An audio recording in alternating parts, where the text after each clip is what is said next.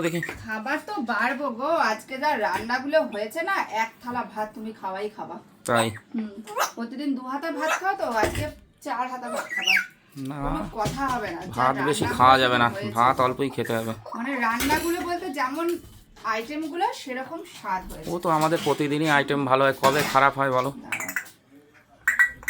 বাজার করা আর খাওয়া, এটা তো ও ফে না, এত পরিমাণে পাখিটা চিল্লাচিল্লি করে, একটুখানি শান্তি নেই। দাও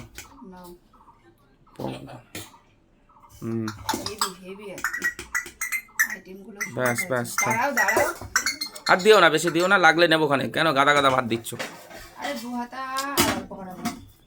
আমার দরকার হলে আমি ঠিক নিয়ে নেবো।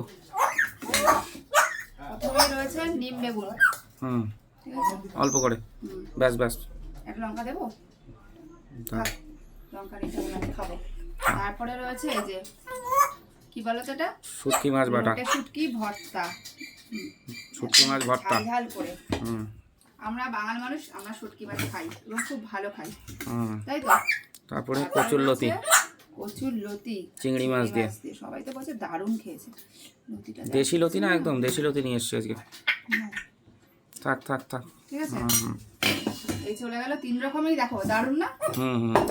তারপরে এই যে চলে যাচ্ছে এই যে ইলিশ মাছ, একদম আজকে দেখো অন্যরকম ভাবে রান্না করেছি, একদম মশলা ছাড়া বেগুন দিয়ে এক টুকরো, কাঁচা লঙ্কা কালো জিরে ফোড়ন দিয়ে একদম পাতলা ঝোল। এইটাই ভালো লাগবে খেতে, খেয়ে দেখো শুধু।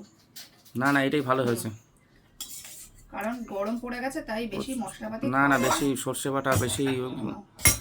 তারপরে রয়েছে এই যে পাপড়টা একটুখানি রিচ করা হয়েছে।